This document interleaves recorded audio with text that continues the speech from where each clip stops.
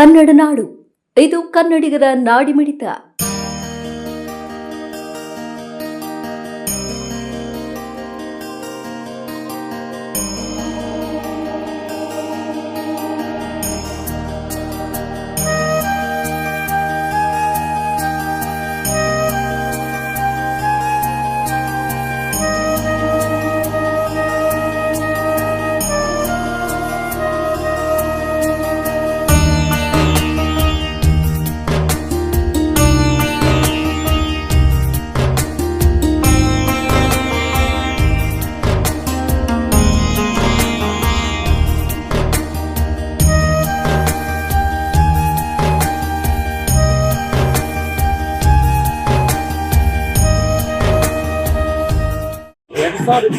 ಬಿದಿಗೋಡು ಕಟ್ಟ ಕಟ್ಟಿಕೊಂಡಿದೆ.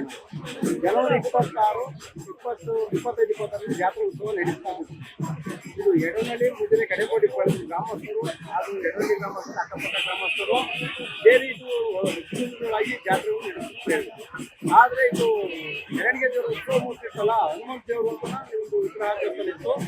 ಅದು ಒಂದು ಸ್ವಲ್ಪ ಬಿರುಕೊಂಡು ಉತ್ಸವ ಸ್ಟೇಜ್ ಆಯಿತು. ಎಡನಹಳ್ಳಿ ಮುದ್ದಿನ ಕಡೆಕೋಡಿ ಗ್ರಾಮಸ್ಥರು ಸೇರಿ ಹಾಗೂ ನಮ್ಮ AS ಜಯಶಂಕರ್ ಅವರು ನಮಗೆ ಸಹಾಯ ಮಾಡಿ ಹಿಂಗೆ ಒಂದು ದೇವಸ್ಥಾನ ಮಾಡಬೇಕು ಅಂತ ಹೇಳಿದ್ರು. ಆಯ್ತು ಅಣ್ಣ ಅಂತ ಹೇಳ್ಬಿಟ್ಟಾಗ ಅವರು ಸರ್ಕಾರದಿಂದ ನಮಗೆ ಸಹಾಯ ಮಾಡ್ಯಾರೆ. ಆದರೂ ಇನ್ನೂಷ್ಟು 1,25,00,000ವನ್ನು ದೇವಸ್ಥಾನಕ್ಕೆ ಖರ್ಚಾಗಿದೆ. ಆದ್ದರಿಂದ ನಮ್ಮ ಜಯಶಂಕರ್ ಅವರು ಇನ್ನೂ ಹಾಕಿಕೊಡ್ತೀವಪ್ಪ, ನೀವೇನು ಹೆದರಬೇಡ್ರಿ, ಎರಡೂರವರು ಅಂತಂದುತ್ತಲಾಗಿ ಆ ದೇವಸ್ಥಾನವನ್ನು ಕಟ್ಟಬೇಕು ಅಂತ ನಮಗೆ ತೀರ್ಮಾನ ಹೇಳಿದ್ವಿ. ಆದರೆ ಈಗ ನಮ್ಮ ಶಿಲೆಯನ್ನು ನಾವು ಪ್ರತಿಷ್ಠಾಪನೆ ಮಾಡಿದ್ದು, ಶಿಲೆ ಮಾಡಿದಾಗ ಲಾಸ್ಟ್ ದಿವಸ ಕುಂಭಾಭಿಷೇಕ ಮಾಡಾದ್ಮೇಲೆ ನಮಗೆ ಒಂದು ಆನೆ ಮೇಲೆ, ಅಂಬಾರಿ ಮೇಲೆ ಆಂಜನೇಯ ಮೂರ್ತಿಯನ್ನು ಕಳಿಸಿ ಒಂದು ಉತ್ಸವ ಮಾಡಬೇಕು ಅಂತ ಎಡನಹಳ್ಳಿ ಮತ್ತು ಕಡೆಪಳ್ಳಿ ಗ್ರಾಮಸ್ಥರಿಗೆ ಒಂದು ಸ್ವಲ್ಪ ಆಸೆ ಇತ್ತು. ಆದರೂ ನಾನು ಹಿರಿಯರನ್ನು ಅಂತ ಹೇಳಿ ಆನೆಯನ್ನು ಕರೆಸಿ ನಾನು ಅಂಬಾರಿಯನ್ನು ಮಾಡ್ತಾ ಇದ್ದೆ.